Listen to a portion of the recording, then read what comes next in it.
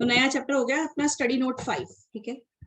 और इसका नाम क्या है, productivity management and quality management. तो दो पोर्शन हो गए अपना, एक पोर्शन तो प्रोडक्टिविटी मैनेजमेंट है और दूसरा पोर्शन अपना क्वालिटी मैनेजमेंट, यानी कि दो पार्ट है थ्योरी के।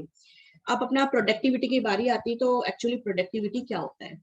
तो प्रोडक्टिविटी का मतलब क्या है कि आप जब किसी भी कंपनी में, किसी भी ऑर्गेनाइजेशन के अंदर काम करते हो, तो आप काम कैसा करोगे कि भाई आप बेटर काम करोगे, सस्ता काम करोगे, क्विकर काम करोगे, इजियर काम करोगे, है ना।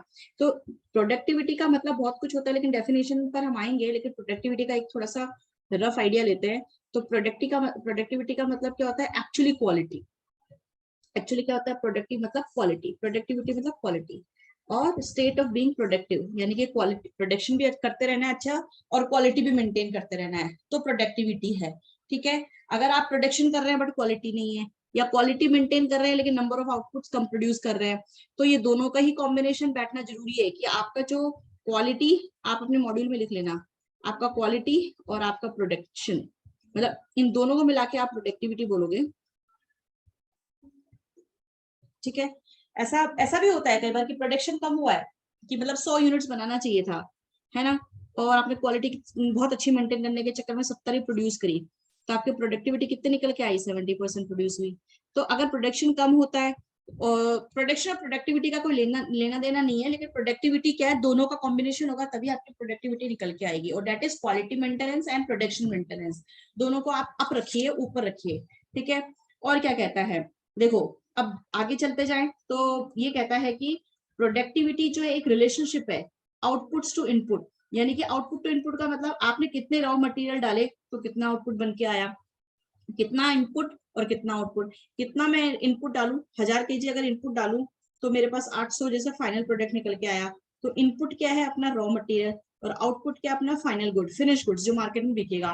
तो इसको अगर देखें तो 1000 पे आपका 800 निकल के आया, तो इस हिसाब से फिर आपका प्रोडक्टिविटी का रेशियो क्या निकल के आया, आपका प्रोडक्टिविटी हो गया 80%, ठीक है, 80%। तो प्रोडक्टिविटी जो है एक्चुअली इनपुट और आउटपुट दोनों के बीच में जो रिलेशनशिप है उसको शो करता है, ठीक है जी। आगे चलते हैं हम लोग। देखो प्रोडक्टिविटी जो है वो क्या करता है कि इट इज एन इंडिकेटर, एक प्रकार का ये इंडिकेट करता है कि आपकी जो परफॉर्मेंस है, ठीक है, आपकी जो परफॉर्मेंस है वो कैसी है।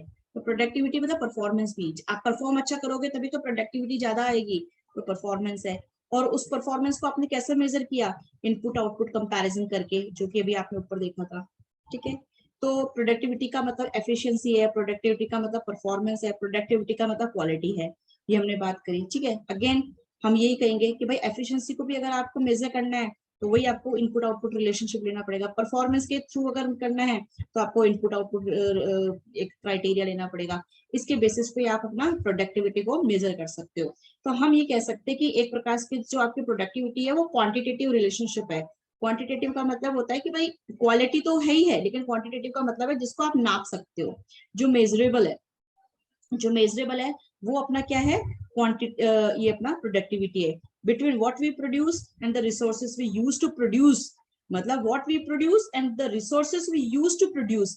तो वही हो गया अगेन इनपुट और आउटपुट। देखो सब लाइन में ना सभी जगह एक ही मतलब निकल के आएगा कि ना आपका इनपुट और आउटपुट का जो रेशियो है ना, दैट इज द प्रोडक्टिविटी। तो प्रोडक्टिविटी की अगर डेफिनेशन अगर आप देखोगे तो प्रोडक्टिविटी इंडेक्स जो है एक इस प्रकार का मैकेनिज्म है, तरीका है, जो कि क्या बताता है कि भैया आपका जो आउटपुट है ना वो कितना बना इनपुट कितने काम पे लेने पर, ठीक है। तो न्यूमेरिकल भी हम उसको कैलकुलेट कर सकते हैं, समझ में आया।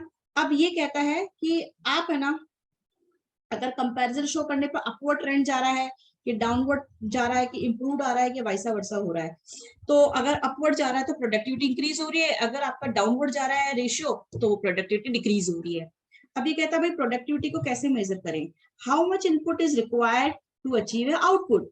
तो अब ये एक फॉर्मूला बना दिया इन लोगों ने, देखो इसमें मॉड्यूल में ही करो आप लोग, ठीक है। तो फॉर्मूला क्या हो गया, तो फॉर्मूला हो गया productivity equals to output divided by input, that is the formula. Productivity का एक जनरल फॉर्मूला हो गया, ये आप डेफिनेशन में भी कन्वर्ट कर दो चाहे इसको फॉर्मूला वाइज भी कन्वर्ट कर दो।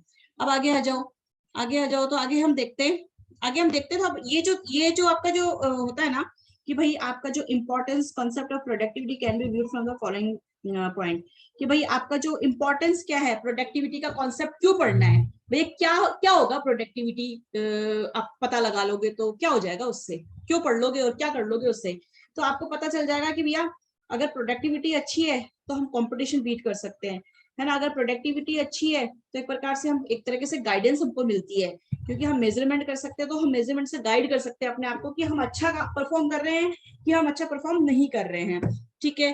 फिर आगे आओ, ये एक प्रोडक्टिविटी है, ये एक इंडिकेटर है कि आप प्रोग्रेस कर रहे हो कि आप डिक्लाइन कर रहे हो। अब अगर आपका प्रोडक्टिविटी अच्छा है, इसका मतलब आप यूटिलाइजेशन कर रहे हो रिसोर्सेज का, अच्छा रिसोर्सेज का मतलब रिसोर्सेज का अच्छा यूटिलाइजेशन कर रहे हो। ये आपके प्रोडक्टिविटी प्रोस्पेरिटी को शो करता है।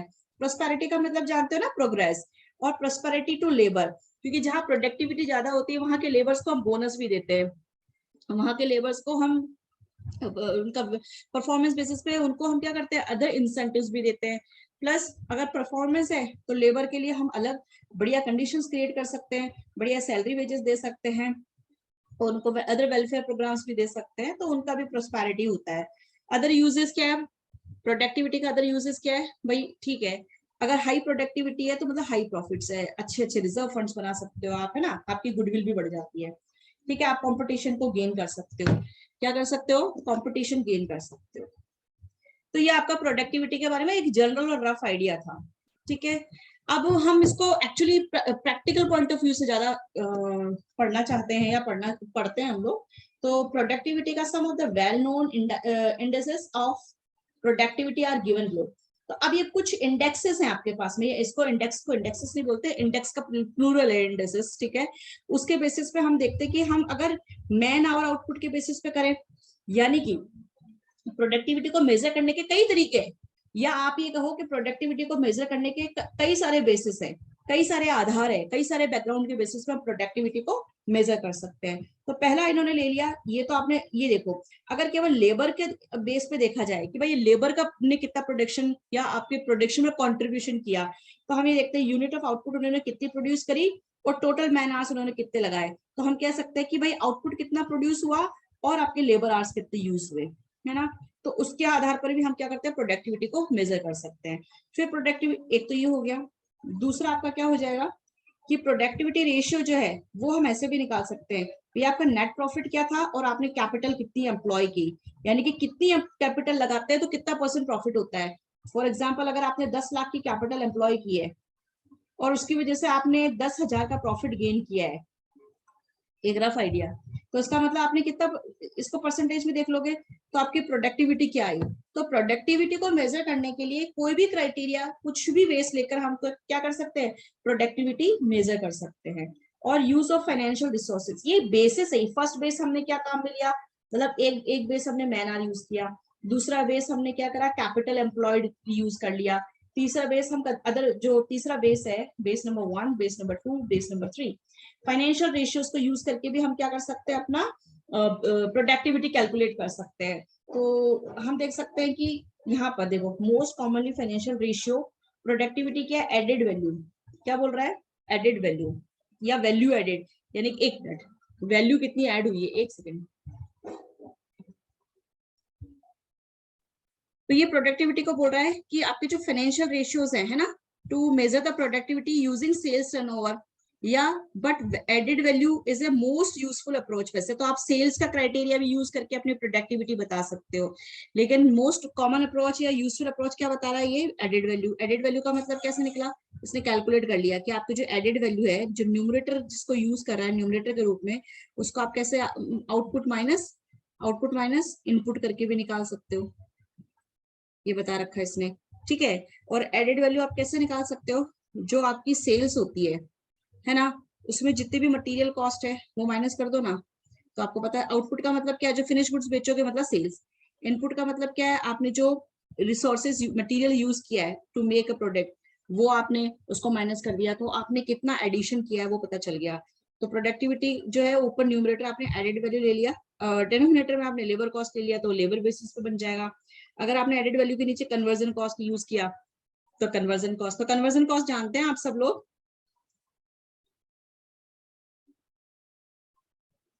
कन्वर्जन कॉस्ट जानते हैं क्या आप लोग, क्या आप मुझे सुन पा रहे हैं? अब कन्वर्जन कॉस्ट कॉस्टिंग में तो पढ़ा होगा ना कन्वर्जन कॉस्ट। कन्वर्जन कॉस्ट का मतलब होता है कि आप जब फिनिश गुड्स बनाते हो, है ना, तो मतलब आप क्या करते हो कि कन्वर्ट करने के लिए, अपने रॉ मटेरियल को कन्वर्ट करने के लिए इनटू फिनिश गुड्स क्या क्या यूज करते हो, that is your conversion cost. तो रॉ मटेरियल मतलब जो आपका डायरेक्ट आपका जो मटेरियल होता है, मटेरियल कॉस्ट होती है ना, मटेरियल कॉस्ट को छोड़कर जितनी भी कॉस्ट है ना, उसको कन्वर्ट करने के लिए फिनिश गुड्स में, वो कन्वर्जन कॉस्ट होती है। भाई आपका ये कन्वर्जन कॉस्ट क्या होती है यार, तुम लोग बताओ तो सही मेरे को, या चुप ही रहोगे। मतलब आप डायरेक्ट मटेरियल जो कॉस्ट होती है उसको काट दो, है ना, इसमें डायरेक्ट लेबर और आपकी जो मैन्युफैक्चरिंग ओवरहेड्स हैं, ठीक है, उन सबको मिला के। रेंट, हाँ जी मैम वेजेस और रेंट भी हाँ, तो वो कन्वर्जन है। जो हाँ बिल्कुल सही बोल रहे हो कि भाई आप सोचो कि आपने फैक्ट्री में जो सामान बनाया होगा, उस सामान को बनाने के लिए केवल मटेरियल लेबर ही थोड़ी लगे होंगे, उसके अलावा अदर ओवरहेड्स भी तो लगे होंगे जिन्होंने इनडायरेक्टली उसके अंदर हेल्प किया होगा। आप सही बोल रहे हो, जो भी आपके अदर एक्सपेंसेस है, चाहे वो रेंट हो, चाहे वो आपका इंश्योरेंस हो, है ना, चाहे वो आपका मशीन का डेप्रिसिएशन हो, चाहे वो आपका इनडायरेक्ट मटेरियल हो। अब इनडायरेक्ट मटेरियल क्या होता है? इनडायरेक्ट मटेरियल तो आपका जो होता है ना, जो उसको हेल्प करता है मटेरियल कन्वर्ट होने में। इनडायरेक्ट भाई, direct material, indirect material, direct labour, indirect labour, ये तो जानते होंगे ना आप लोग, डायरेक्ट इनडायरेक्ट। Yes ma'am. ठीक है, तो आप बाकी के अलावा जैसे हम ये कह सकते हैं कि जितने भी आपके ऑफिस एक्सपेंसेस हैं, है ना, चाहे इलेक्ट्रिसिटी एक्सपेंसेस है, मेंटेनेंस एक्सपेंसेस है, इंस्पेक्शन एक्सपेंसेस है, जो भी एक्सपेंसेस है, वो सब क्या करते हैं, हेल्प ही करते हैं इनडायरेक्टली भी। ठीक है, वो सब क्या अपने कन्वर्जन कॉस्ट है। और अगर मान लो आप ये जो अपना डायरेक्ट मटेरियल को काट देना, ठीक है, इसके अलावा डायरेक्ट मटेरियल क्यों, क्योंकि मटेरियल तो खुद ही कन्वर्ट हो रहा है, तो उसके कॉस्ट को नहीं ले रहे, उसको कन्वर्ट करने के लिए और क्या चीजें हमने काम में ली, वो कन्वर्जन कॉस्ट होती है। अगर मान लो डायरेक्ट मटेरियल, डायरेक्ट लेबर, ये तो आपको पता होगा, ये दोनों को मिला के तो प्राइम कॉस्ट होता है, याद होगा आप लोगों को। प्राइम कॉस्ट क्या होता है? डायरेक्ट मटेरियल और डायरेक्ट लेबर, ये प्राइम कॉस्ट होता है। ठीक है, प्राइम मतलब जो प्राइमरीली लगेगा ही लगेगा, ठीक है, प्राइम कॉस्ट। अच्छा, ये आपने देख लिया, तो आपने एडेड वैल्यू के नीचे लेबर कॉस्ट लगाया तो भी प्रोडक्टिविटी, और अगर आपने कन्वर्जन कॉस्ट लगाया तो भी प्रोडक्टिविटी हम कैलकुलेट कर सकते हैं। ये अपना फाइनेंशियल बेस था। फिर ये फोर्थ बेस हमने काम में ले लिया। फोर्थ बेस क्या है अपना?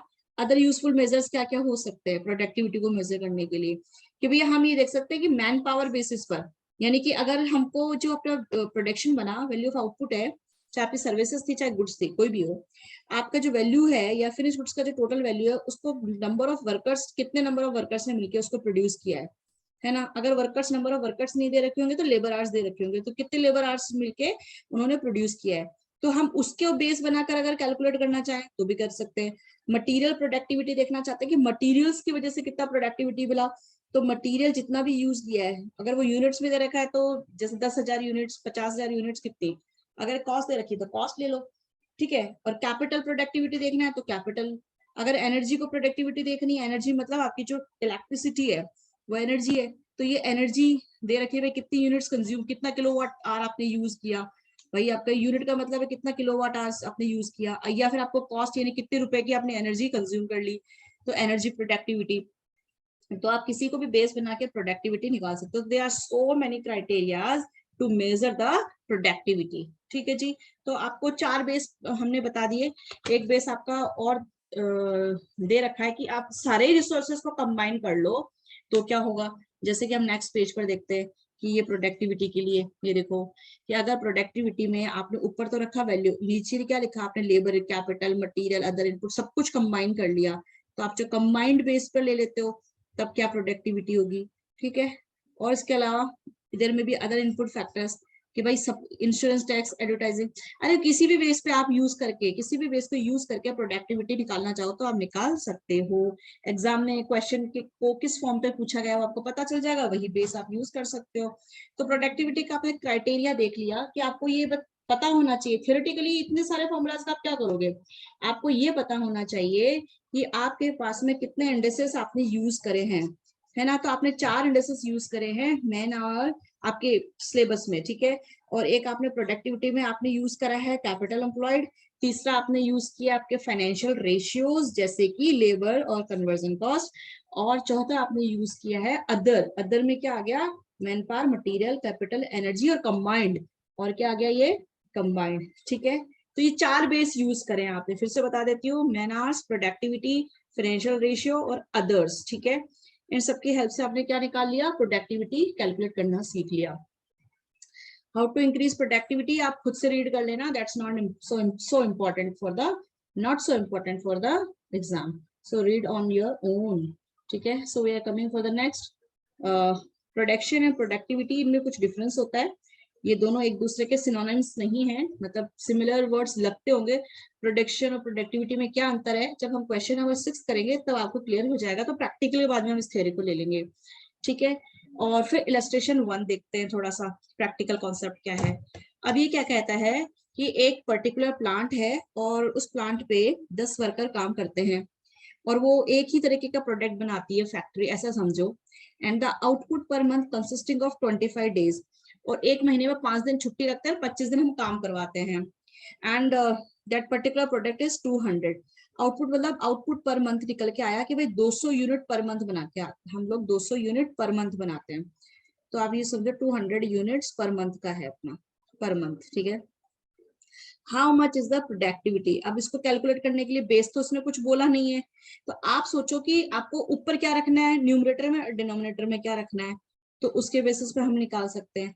तो आपने देखा होगा कि अगर आपके पास में लेबर की बात हुई है, तो लेबर के हिसाब से कैसे निकालोगे, तो लेबर को कहाँ रखोगे, बेस लेबर का यूज कर सकते हो।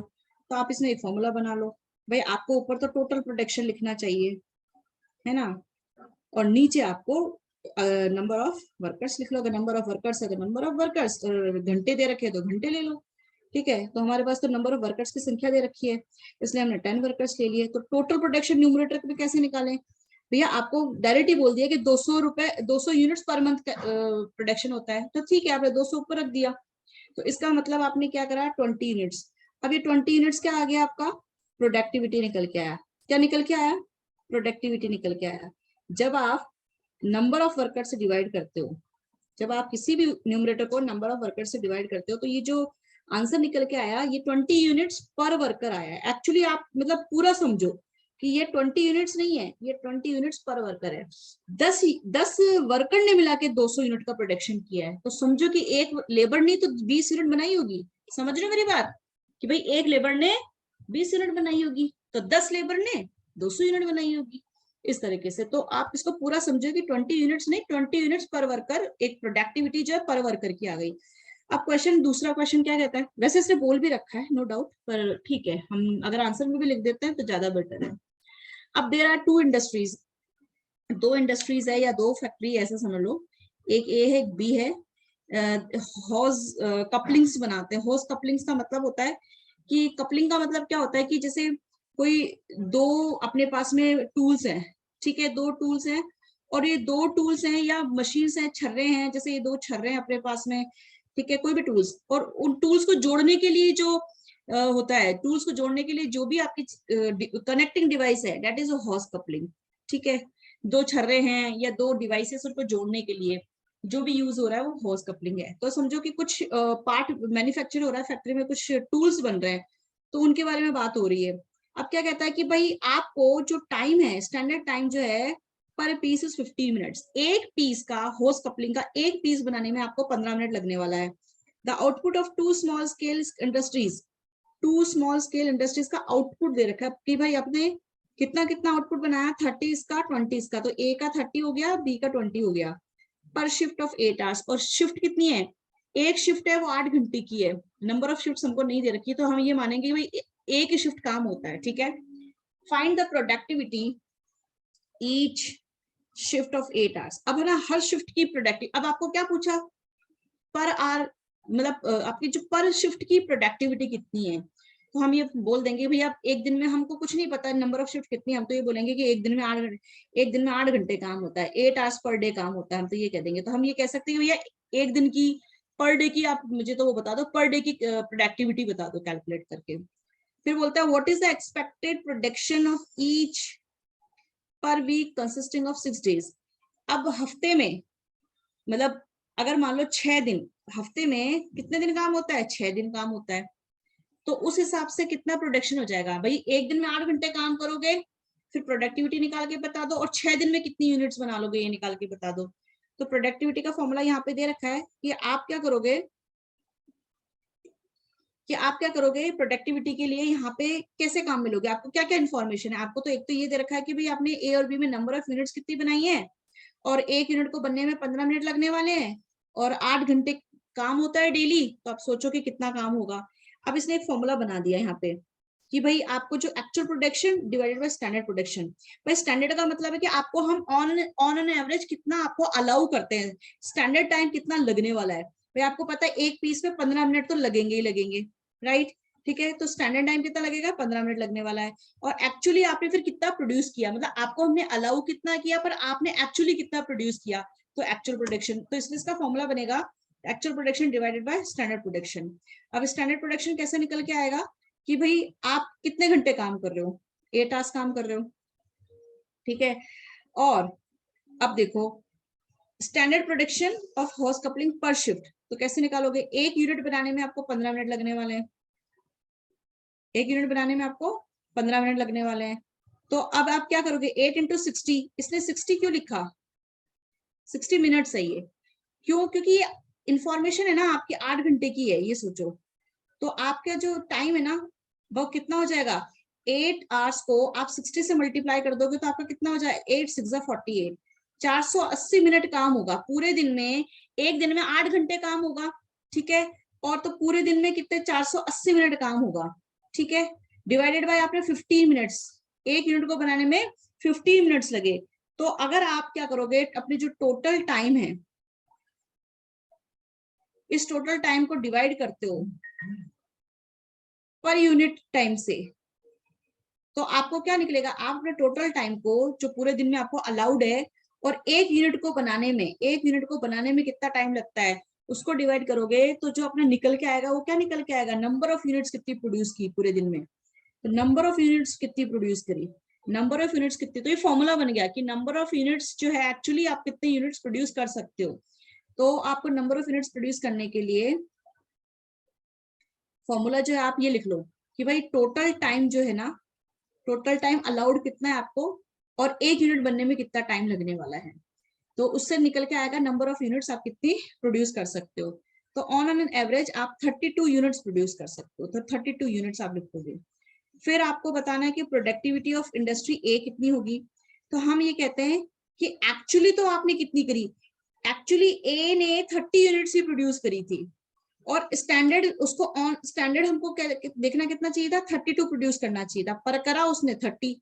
तो आप देखो 32 करना चाहिए था, करा 30, तो कितना निकल के आएगा, आप परसेंटेज में कैलकुलेट करोगे तो ये 93% निकल के आएगा, ठीक है। इसी तरीके से बी इंडस्ट्री को भी 32 प्रोड्यूस करना चाहिए था, लेकिन उसने करा 20, तो एक्चुअल प्रोडक्शन उसका 20 हुआ। तो actual divided by standard, actual divided by standard, तो ये आपका 5/8 आ गया, तो ये 62% उसने प्रोडक्शन करा। तो आप प्रोडक्टिविटी देखो ना, इसकी 93% है, इसका 62% है, ठीक है। तो किसकी प्रोडक्टिविटी, किस इंडस्ट्री की प्रोडक्टिविटी ज्यादा आई, एक ही ज्यादा निकल के आई, ठीक है। तो एक सवाल तो उसने हमसे क्या पूछा था कि आप है ना प्रोडक्टिविटी निकाल के दिखाओ, तो हमने निकाल दी। अब वो दूसरा सवाल हमसे पूछता है expected production of each per week, per week अगर हर वीक में मतलब 6 दिन काम होता है, तो बताओ कि आप कितना प्रोडक्शन कर लोगे। तो हम ये कहते हैं कि है ना अपना जो ए फैक्ट्री है ना वो 30 यूनिट बनाएगी क्योंकि उसने बोला है, और बी जो अपनी बी सी बनाएगी पर डे, ये क्या है, पर शिफ्ट मतलब पर डे प्रोडक्शन है, पर डे का प्रोडक्शन है। तो 6 दिन में कितना बना लेगी, ये 30 बनाएगी एक दिन में, 6 दिन में कितना बना लेगी, 180। और बी एक दिन में 20 बनाती है और 6 दिन में कितना बना लेगी, 120। तो यहाँ पे प्रोडक्शन पर इंडस्ट्री भी निकल के आ गया है।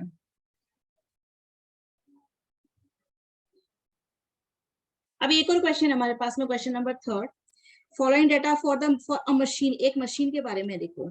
कहता है वो एक मशीन है ना, आवर्स वर्क पर डे, एक दिन में 8 घंटे काम करेगी, एक मशीन एक दिन में 8 घंटे चलती है, ठीक है। वर्किंग डेज पर मंथ, एक महीने में 25 दिन काम होता है, 5 दिन छुट्टी रहती है। नंबर ऑफ ऑपरेटर मतलब मशीन को ऑपरेट करने वाला जो होता है वो ऑपरेटर होता है, वो जो एक ही ऑपरेटर है हमारे पास में, तो मतलब लेबर्स कितने पता चल गए आपको। उसके बाद में बोल रहा है standard minutes per unit of production.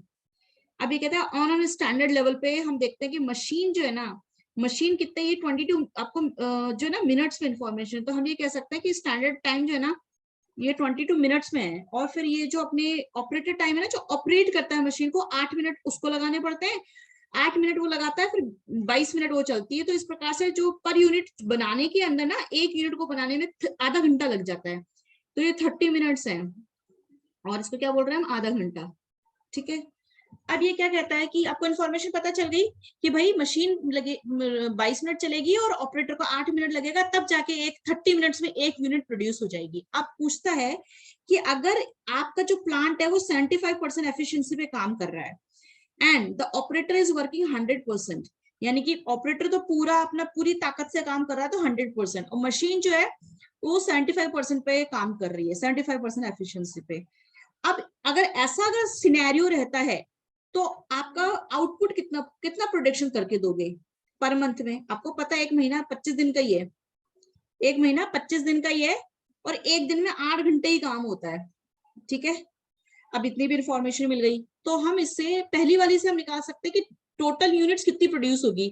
तो आप ये देखो कि जब हमें पर मंथ में कितना, पर मंथ में कितने घंटे काम हुआ, 25 दिन काम होगा, रोज 8 घंटे काम होगा, तो 200 घंटे आपके पर मंथ 200 घंटे यूटिलाइज होने वाले। एक दिन में 8 घंटा, ये पर डे में 1 घंटा है, तो महीने भर में कितने, तो महीने भर में 200 घंटे आपका मशीन रन कर जाएगी। ठीक है, अब उसका बाद में मशीन टाइम जो है वो 22 minute, operative time 8 minute, total time 30 minutes और आधा घंटा पर यूनिट प्रोड्यूस करने में। यहाँ तक भी कोई दिक्कत नहीं है। फिर कहता है कि नंबर ऑफ यूनिट्स कितनी प्रोड्यूस हो सकती है, भाई पर मंथ ही प्रोड्यूस होगी क्योंकि एक महीने की जानकारी है हमारे पास में। तो इसने क्या कहा भाई, आप उसके लिए क्या कर सकते हो, एक फॉर्मूला बना सकते हो कि भाई आपका जो total hours, total time provided या अवेलेबल, ये समझो कि कितना आपको टाइम अवेलेबल करवाया गया। तो हमारे पास में देखो ना, 25 दिन हम काम करेंगे, रोज 8 घंटा काम करेंगे, तो इस प्रकार से आप टोटल 200 घंटा काम करोगे। तो टोटल टाइम आपके पास में कितने 200 घंटे अवेलेबल हैं। अब इस 200 घंटे में आप कितनी यूनिट्स बना दोगे? यदि एक यूनिट बनाने में आपको आधा घंटा लगता है, अभी पीछे भी हमने ये करा था, इसका फॉर्मूला, इसको फिर फॉर्मूले के अंदर कन्वर्ट कर दो कि एक टाइम टू प्रोड्यूस 1 यूनिट, अगर एक यूनिट बनाने में जितना टाइम लगता है उससे डिवाइड कर दें टोटल टाइम को। आप जो है टोटल टाइम को अगर आप डिवाइड कर देते हो पर यूनिट से, तो आपका जो नंबर ऑफ यूनिट्स प्रोड्यूस कितनी हुई वो निकल के आती है। आपको पीछे भी मैंने अभी ये फॉर्मूला लिखाया था जस्ट अभी, वही चीज है कि अगर आप नंबर ऑफ यूनिट्स निकालनी है उसके लिए क्या करोगे कि भाई टोटल टाइम कितना है न्यूमरेटर में, डिवाइडेड बाय पर यूनिट कितना टाइम लगा, तो नंबर ऑफ यूनिट्स निकल के आएगी।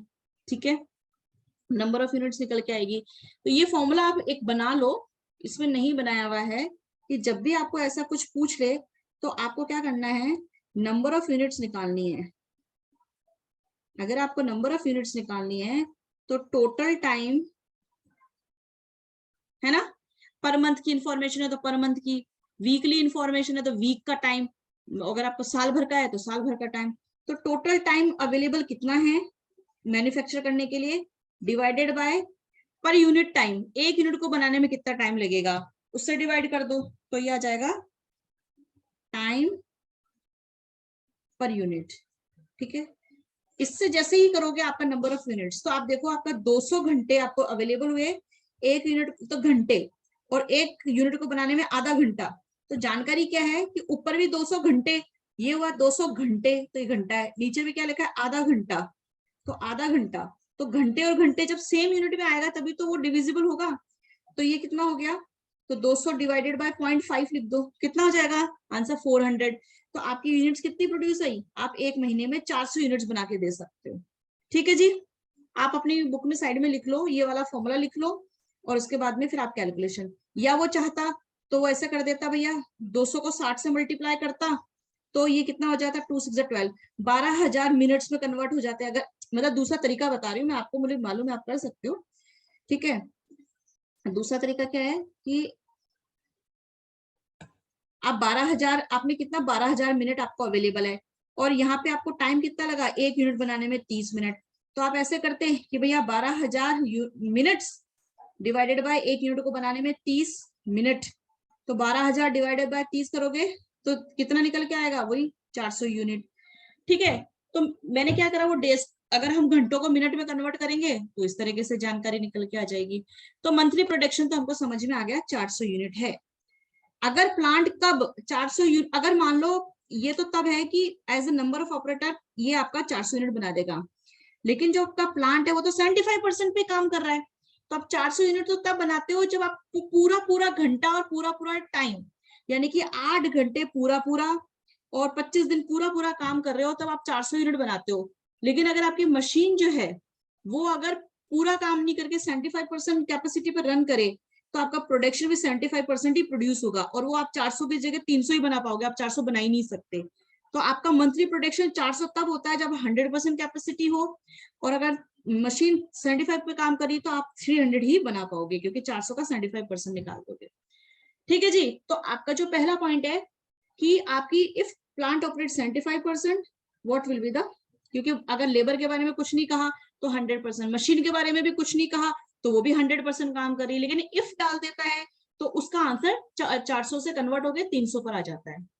नेक्स्ट है कि if machine productivity is increased, अब क्या हो गई, मशीन की कैपेसिटी 100 की जगह 110 है, इसका मतलब है कि मशीन पहले 100 पे काम कर रही थी, अब 10% और इंक्रीज हो गया। ये दूसरा क्वेश्चन हो गया ना, आप 75 का 10% मत ले लेना, 100% पे कोई काम कर रहा है और उसकी प्रोडक्टिविटी 10% इंक्रीज कर दी, सॉरी इसने क्या बोला, ओवर द एग्जिस्टिंग लेवल, ठीक है फिर देखना पड़ेगा, आई एम सो सॉरी।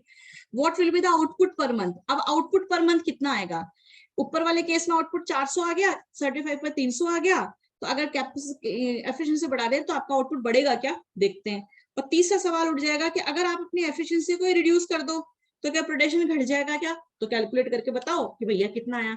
तो यहाँ पे याद रखो कि भैया 400 300 आया था, अगर हम प्रोडक्टिविटी को बढ़ा दें कितनी, ये कह रहा है increase, if productivity is increase, तो मशीन टाइम आपका कितना है, देखो आपको पता है मशीन कितने घंटे काम कर रही थी, 22 मिनट तो मशीन चलेगी, और लेबर का 8 मिनट दे रखा था, और टोटल 30 मिनट किसी यूनिट को बनाने में लगे थे, ये अपन को अच्छे से याद है। ठीक है, तो ये कह रहा है कि जो मशीन है उसकी उसकी हमने प्रोडक्टिविटी बढ़ा दी है कितनी, 10% से। यार वो एग्जिस्टिंग लेवल को क्या कह रहा है, एक बार पीछे आते हैं। अच्छा ठीक है, एग्जिस्टिंग लेवल का मतलब यही है यहाँ पर कि वो 100 पे ही काम कर रहा था, लेकिन क्वेश्चन को चेंज करके इसने इफ पूछा था, आई एम सॉरी, इसने 100% कैपेसिटी ही मान के चलना है। ठीक है, तो अगर आपका एग्जिस्टिंग 100 है और वो 110 हो जाए तो आप क्या करोगे, देखो आप ये बताओ कि अगर आपकी स्पीड बढ़ जाए तो आपको किसी चीज को बनाने में कम समय लगेगा कि ज्यादा समय लगेगा, अगर आपकी एफिशिएंसी बढ़ जाए, आपकी कैपेसिटी बढ़ जाए, तो आपको जो काम पहले करते थे उसको काम को करने में अब ज्यादा समय लगेगा कि कम समय लगेगा, कम समय। बिल्कुल। तो पहले जहां 22 मिनट लगा करते थे उसकी जगह 20 मिनट ही लगेंगे, कितने मिनट लगेंगे, 20 ही मिनट लगेंगे। तो अगर ऐसा अगर कुछ हो तो आप इसको ऐसा समझ लो कि अगर कैपेसिटी बढ़ जाए तो आप निकला 100/100 प्लस ये जो एफिशिएंसी इंक्रीमेंट रेट है, ये रेट कितना रेट है, 10% से बढ़ गया, तो आप ऐसे कर लेना। ठीक है, अगर घट जाए तो उल्टा कर देना, यहाँ पर 100+R डिवाइडेड बाय 100। ठीक है, तो यहाँ पे आपने अगर कैपेसिटी इंक्रीज हो जाए तो आप ये वाला फॉर्मूला बना लेना, कैपेसिटी अगर रिड्यूस हो जाए तो ये वाला फॉर्मूला बना लेना। ठीक है, तो हम ये देखते हैं कि अब आपका जो काम है वो 22 की जगह 20 मिनट में ही हो जाएगा। आया समझ में? तो अब जो आपका टोटल टाइम है वो 30 मिनट्स नहीं लगेगा, क्योंकि अब यहाँ से वो 22 से क्या बन गया है, 20। तो अब आपको 1 यूनिट बनाने में कितना टाइम लगेगा, 20 + 8 30 28। अब टाइम कितना लगेगा आपको, क्योंकि पहले 22 लगा करता था, लेकिन अब आपका टाइम चेंज होकर कितना हो गया, अब आपका टाइम 20 हो गए थे, हाँ, तो 28 अब 28 मिनट्स लगेंगे, तो 28 मिनट्स आपको टोटल टाइम लगेगा। अब बताओ मंथली प्रोडक्शन कितना होगा, अब बताओ मंथली प्रोडक्शन कितना होगा, तो अब आप बता सकते हो, अब मंथली प्रोडक्शन बता सकते हो। Yes ma'am, 28 into 30। 28 × 30 हाँ कैसे, क्या आप इसको निकाल सकते हो, क्या आप इसको निकाल सकते हो, ये वाला कैसे कैलकुलेट हुआ है, पहले आपको 400 हाँ unit ma'am 400 into 28 upon into 28 करेंगे। सपोज मैं आपको यहाँ पे रफली समझा, ये जितना भी आपने लिखा है ना, एक बार इसको मिटा देते। मैम हाँ जी बेटा, इसमें बी पार्ट में 75% से सॉल्व करो इसमें। अभी एक बार मैं बताती हूँ, पहले एक थोड़ा पीछे पीछे वाला पार्ट देख लेते हैं। देखो आपको पता है कि 28 मिनट्स में, अब आप पहले जो 30 मिनट्स में 1 यूनिट बनाया करते थे, अब 28 मिनट्स में आप कितनी यूनिट बना लोगे? 1 यूनिट बना लोगे। तो 1 मिनट में कितना बन जाएगा? जब मैथमेटिकल नहीं होता, अपन स्कूल में करते थे, ठीक है। तो अब आपके पास में कितने मतलब अगर मान लो 28 मिनट्स में आप 1 यूनिट बनाते थे, तो 1 मिनट में कितनी यूनिट्स बना लोगे? 1 डिवाइडेड बाय 28, ठीक है। तो आपका मंथली प्रोडक्शन कितना निकलना चाहिए?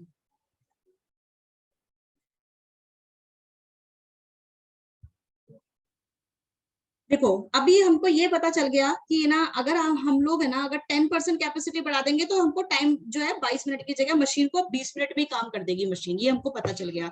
तो फिर टोटल टाइम क्या है? 20 मिनट मशीन का और ऑपरेटर का 8 मिनट, तो 28 मिनट्स पर यूनिट हमारा प्रोडक्शन हो जाएगा। तो एक यूनिट जो है वो 28 मिनट्स में जल्दी तैयार हो जाएगी बनके। तो अब हमको निकालना है कि भैया हम एक महीने में कितना प्रोडक्शन कर देंगे, मंथली प्रोडक्शन निकालना है हम लोगों को।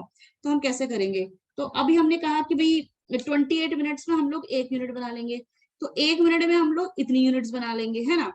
अब ये हमारे पास में कितने मिनट्स अवेलेबल हैं? तो ये देखो ऊपर वाला क्वेश्चन देखो, ऊपर वाला क्वेश्चन देखो। पहले हमारे पास में कितने 400 यूनिट बन रही थी। कितनी यूनिट्स बन रही थी बताओ? कितनी यूनिट्स बन रही थी? 400 यूनिट प्रोड्यूस हो रही थी। यहाँ समझना थोड़ा ध्यान से कि पहले आप है ना क्या कर रहे थे कि जब आप 30 मिनट लगा के आप 400 यूनिट्स प्रोड्यूस कर पा रहे थे, है ना। तो अब एक बात बताओ कि आपने इस प्रकार से ये कहो कि इसको हम यूं समझे कि 400 यूनिट बनाने में आपके कितने मिनट खर्च हो गए। यूं समझो एक बार, 30 मिनट। नहीं 30 मिनट में तो 1 यूनिट बना रहे हैं। अच्छा 30 मिनट में तो एक ही, सपोज हमको रेडियो बनाना है तो रेडियो जो बना रहे हैं वो 30 मिनट में बना लेते हैं, ऐसे समझो। तो 30 मिनट में एक रेडियो बनाया और टोटल आपने 400 रेडियोस बना लिए, तो आपने टोटल कितना टाइम स्पेंड कर दिया? 400 रेडियोस। 400 इंटू 30। Very good. तो आप बोलोगे 400 इंटू 30, तो आप इसको बोलोगे कितना टाइम स्पेंड कर 12,000 दिया? 12,000 मिनट्स। अब ये इन्फॉर्मेशन किस में कन्वर्ट हो गई? मिनट्स में। मिनट्स में कन्वर्ट हो गई। तो आप ऐसा करो, ये आपकी जो आपके पास में ये 12,000 मिनट्स आ गए ना, ये देखो आपने ऊपर भी लिखा था, मैं बताती हूँ कहाँ पे, वैसे तो छोड़ो। अच्छा 12,000 मिनट्स आपने यहाँ पे टोटल 400 यूनिट्स को प्रोड्यूस करने में खर्च कर दिए, ठीक है। अब आप बताओ कि ये, मैं इसको आगे कलर चेंज करके समझाती हूँ आपको। तो आप इसको वापस से कंटिन्यू करते हैं। 28, सॉरी ये किसी ने लॉगिन कर दिया, 1 मिनट। हाँ 28 मिनट में 1 यूनिट प्रोड्यूस हुई, 1 मिनट में इतनी यूनिट्स प्रोड्यूस हुई, तो 12,000 मिनट में कितनी यूनिट्स प्रोड्यूस होगी?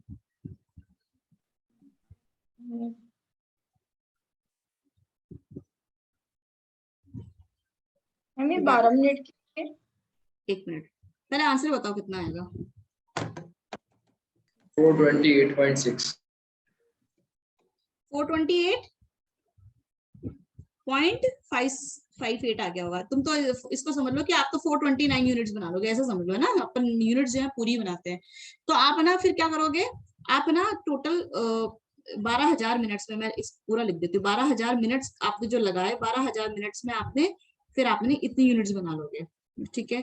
तो आपकी 429 यूनिट्स। अच्छा ये एक चीज ध्यान रखना, ये क्वेश्चन यहाँ पे इसको काटना चाहिए, क्योंकि ना उसने जो 75% का क्राइटेरिया है ना, वो पहले वाले पॉइंट पे काम में लिया था। पहले वाले पॉइंट में आप देखो एक क्वेश्चन, आप एक बार जरा ना नजर घुमाओ अपनी। यहाँ पे क्या लिखा है? बी। यहाँ पे क्या लिखा है? सी। और ऊपर क्या लिखा है? ऊपर क्या लिखा है? ए। अब ए लिखा है, ये जो पॉइंट है ना, ये 75% कैपेसिटी, या तो इसको यहाँ से काट देना चाहिए था और क्वेश्चन यहाँ से स्टार्ट करना चाहिए था इसको, और फिर इसको यहाँ पे 75% ऐसे ही लिखना चाहिए था पहले कि भाई तीनों सवालों के लिए 75% कैपेसिटी देना चाहिए था। इसने गलत किया इसने, क्योंकि ये जो लाइन इसने लिखी है ना, इससे इसने आगे अगर यहाँ लिखी है तो इसका मतलब क्वेश्चन अलग है। लेकिन अगर वो यहाँ पर 75% से, इस वाले में भी 75% से, इस वाले में भी 75% से मल्टीप्लाई करता है, यानी कि क्वेश्चन कॉमनली 75%, यानी कि वो हमेशा ही 75% कैपेसिटी पे ऑपरेट करता है, क्वेश्चन गलत है। यानी गलत का मतलब है कि उसको लिखने का अंदाज गलत है। इसको ये लाइन है ना क्वेश्चन की, यहाँ से क्वेश्चन स्टार्ट करना चाहिए था, इसको है ना इसके साथ में शामिल करना चाहिए था, ये मैं कहना चाह रही हूँ। क्योंकि ये क्वेश्चन जो है ना, ये सॉरी, ये जो क्वेश्चन है ना आपका, ये 75% यही खत्म हो जाता है। तो आप अगर आधा घंटा लगाते थे पहले तो आप 400 यूनिट बनाते थे, लेकिन अगर अब आप आधे घंटे की जगह कम टाइम में आप क्या कर पाओगे, कम टाइम में आप ज्यादा यूनिट्स बना पाओगे, तो आप 429 यूनिट्स बना लोगे। तो ये आंसर होता, ठीक है। लेकिन जब मॉड्यूल में ही मिसप्रिंट्स है, मॉड्यूल में ही गलती है, अगर अब ये क्वेश्चन कैसे हो सकता है कि आप एग्जिस्टिंग क्या है, मतलब 75% इज द रॉन्ग थिंग, आप उसको लिखना ही नहीं चाहिए, ठीक है। तो अगर वो कहता है कि 75% कैपेसिटी, क्या होता है, आप एक बार कैपेसिटी को बढ़ा के और फिर 75% से मल्टीप्लाई करते हो, उसका मतलब क्या होता है, दिस इज रॉन्ग। यानी कि तो आप ये कहना चाहते हो कि भैया पहले 30 मिनट में हम लोग प्रोडक्शन करते थे, अब हम 28 मिनट में प्रोडक्शन करते हैं, तो हम 429 यूनिट्स बना सकते हैं, हमारी स्पीड बढ़ गई, स्पीड बढ़ गई, 400 की जगह अब हम 429 यूनिट बना सकते हैं। लेकिन अगर कैपेसिटी 75% ही, मशीन को 75% पे ही कम कर दो मशीन की स्पीड, तो फिर मतलब निकलता है कि 321 यूनिट्स बना सकते हो। तो आंसर ये आता है। ये क्वेश्चन पूछने का अंदाज सही होना चाहिए, इसने क्वेश्चन का पैटर्न गलत फ्रेम किया है, ठीक है। तो मैं तो ये कहती हूँ कि यहीं तक करना है आपको, और उससे आंसर 429 यूनिट्स आएगा, ठीक है। अब दूसरा क्वेश्चन क्या बोलता है कि आपकी कैपेसिटी, जो ऑपरेटर है ना, operator efficiency reduce by 20%, operator की एफिशिएंसी रिड्यूस हो गई, ऊपर मशीन की कैपेसिटी बढ़ गई थी, यहाँ पे मशीन की कैपेसिटी बढ़ गई थी, यहाँ पे ऑपरेटर के बारे में कहता है कि अगर ऑपरेटर की रिड्यूस हो जाए, तो ऑपरेटर 20% रिड्यूस कर दे, तो ऑपरेटर पहले 8 मिनट लगाता था किसी काम को या मशीन को ऑपरेट करने में, अब उसको क्या कर दिया हमने, रिड्यूस कर दिया। तो अगर मान लो और उसके रिड्यूस हो गया, तो 8 मिनट की जगह अब बताओ ज्यादा टाइम लगाएगा कि कम टाइम लगाएगा। अगर किसी इंसान की आप कैपेसिटी रिड्यूस कर दो तो काम को करने में ज्यादा टाइम लगेगा, ज्यादा टाइम लेगा, तो उस हिसाब से अब ये 9.6 मिनट लेगा। पहले 8 मिनट में काम करता था, अब वो 9 मिनट और 60 क्या होता है जो भी 9.6 मिनट्स लेगा, इतने में काम करेगा। तो इसका मतलब अब हम टोटल टाइम देखते हैं एक यूनिट को बनाने में, पर यूनिट बनाने में कितना लगेगा, 22 तो लगते थे पहले, ठीक है, 22 लगते थे मशीन को, और इस बार मशीन का ये ऑपरेटर का टाइम बढ़ गया तो 9.6, तो अब एक यूनिट बनाने में आपको ज्यादा वक्त लगने लग गया, तो 30 की जगह कितना लग रहा है, 31.6 मिनट्स पर यूनिट बनाने में लग रहे हैं। तो फिर वापस से वही बात आ जाती है कि 400 यूनिट बनाने में 30 मिनट, मतलब एक यूनिट बनाने में 30 मिनट, तो 400 यूनिट बनाने में कितने मिनट हो गए, 12,000 मिनट खर्च हो गए, ठीक है, डिवाइडेड बाय 31.6। अभी आप बोलोगे क्या कर दिया, तो मैंने आपको फिर से बताती हूँ, मैंने एक फॉर्मूला लिखाया था ये आपको, ये वाला फॉर्मूला, अगर आप ये वाला फॉर्मूला लिखते हो तो इससे आपको नंबर ऑफ यूनिट्स कितनी प्रोड्यूस करी वो आ गया, मतलब ये ग्रीन कलर में लिखा है ना, यही फॉर्मूला हमने तीनों क्वेश्चन में काम में लिया है, ये वाला जो फॉर्मूला है हमने तीनों, यानी कि total time available divided by time to produce per unit, तो इस बार पर यूनिट में हमको प्रोड्यूस करने में कितना टाइम लग रहा है, 31.6, उससे डिवाइड किया, और टाइम टू प्रोड्यूस या टाइम अवेलेबल, तो ये टाइम अवेलेबल क्या है कि 400 यूनिट बना, एक यूनिट बनाने में 30 मिनट, तो 400 यूनिट बनाने में कितने मिनट, 12,000 मिनट, तो टोटल 12,000 मिनट आपके पास अवेलेबल है, लेकिन इस बार आप 31.6 लेके एक यूनिट को बनाओगे, तो नंबर ऑफ यूनिट्स कितनी प्रोड्यूस होगी, 284 284। तो मतलब मैं ये अगर आपको बड़ा बड़ा कहूँ कि अगर आपको ऐसे समझ में नहीं आ रहा है, मैं मिटा देती हूँ, मैं तो इसलिए लिखा है कि आपको मॉड्यूल में लिखना है तो लिख लो, नहीं तो मैं सारा ही तामझाम मिटा देती हूँ, ठीक है, और उसको सही से लिख देते हैं। तो देखो आपका जो टोटल क्वालिटी मैनेजमेंट है, ये 2 मार्क्स में कहीं पे भी पूछ लेता है, तो टोटल क्वालिटी मैनेजमेंट का मतलब होता है कि आपके मैनेजमेंट में आपको जो क्वालिटी मेंटेन करनी है, और टोटल मतलब सभी जगह टोटली आपको हर चीज में, चाहे वो मैन्युफैक्चरिंग हो, चाहे वो सर्विस हो, चाहे वो लेबर हो, चाहे वो मैनेजमेंट टॉप हो, मिडिल हो, लो हो, कहीं पे भी सबको ना इन्वॉल्व करो, सबको इन्वॉल्व करो कि आप सभी को क्या करना है, अपने ऑर्गेनाइजेशन में क्वालिटी को इम्प्रूव करते रहना है, इम्प्रूव करते रहना है, और कंटिन्यूसली करते रहना है, क्योंकि क्वालिटी एक दिन से नहीं आती है, क्वालिटी डेली काम क्वालिटी वाइज करोगे तभी आपकी क्या होगी, टोटल क्वालिटी आपकी मेंटेन होगी। तो टोटल क्वालिटी में आप सबको इन्वॉल्व करते हो और कंटिन्यूसली करते हो और इम्प्रूवमेंट करते रहते हो। और इसका एक मोटो होता है भाई, टोटल क्वालिटी से किसको मजा आएगा? कस्टमर को। अगर क्वालिटी है तो कस्टमर एंजॉय करेगा, तभी आपका बिजनेस कंटिन्यू रहेगा, नहीं तो बिजनेस खत्म हो जाएगा। तो इसमें बेसिक कॉन्सेप्ट क्या है कि आपके बेसिक कॉन्सेप्ट ये कहता है कि टोटल क्वालिटी मैनेजमेंट में टॉप मैनेजमेंट को भी इंक्लूड रहना पड़ता है। इसमें आपको इंटरनल और एक्सटर्नल सभी के ऊपर आपको क्या करना पड़ता है? काम करना पड़ता है। एक्सटर्नल मतलब आप बाहर वालों को भी खुश होगे तो ही आपका बिजनेस ग्रो करेगा। तो क्वालिटी देकर ही आप किसी को खुश कर सकते हो। इसके अलावा एम्प्लॉइज जो होते हैं उनको इन्वॉल्व करो, उनको कुछ पावर्स दो कि वो भी कुछ डिसीजन ले सके, है ना, कुछ फैसले लगे। आप कुछ फैसला लेते हो तो उनको भी आपके साथ में शामिल करो, आपकी मीटिंग्स में उनको भी बुलाओ, लेबर्स को भी बुलाओ, क्योंकि वो लोग मशीनों से डेली काम करते हैं, लोगों के बीच में काम करते हैं, तो उनको बहुत आइडिया होता है। तो वो आपकी क्वालिटी में आपको क्या कर सकते हैं? हेल्प कर सकते हैं। तो employees involvement, continuous improvement, kaizen मैंने आपको बताया था। काइजन का मतलब क्या होता है? काई मतलब कंटिन्यूस, जेन मतलब इम्प्रूवमेंट। काई मतलब कंटिन्यूस और जेन मतलब इम्प्रूवमेंट। कंटिन्यूस इम्प्रूवमेंट करते रहना, ये कॉन्सेप्ट है। पार्टनरशिप विद सप्लायर्स, अपने सप्लायर के साथ में अच्छे रिलेशंस रखो, है ना, और अच्छे टाइमली उनको पे करो। टाइम बल्क में ऑर्डर दो तो आपको क्या मिलता है? आपको डिस्काउंट मिलता है ना, और आपको अच्छे रिलेशंस होंगे तो उनके साथ में भी क्वालिटी मेंटेन कर सकते हो। Establish performance measure for process, यानी कि मतलब क्या है कि आपको क्या करता है? आप परफॉर्मेंस जो है उसको मेजर करते रहो। आप जो परफॉर्मेंस है, आपका जो प्रोडक्शन है या जो भी आप बनाते हो उसको टाइमली मेजर करते रहो, है ना, प्रोसेसेस के लिए, तो आपका टोटल क्वालिटी मेंटेन हो जाएगा। ये सब थ्योरेटिकल है और ज्यादा नहीं है, इसलिए इसमें मैंने नहीं कहा। टोटल क्वालिटी में कौन कौन एसेंशियल है?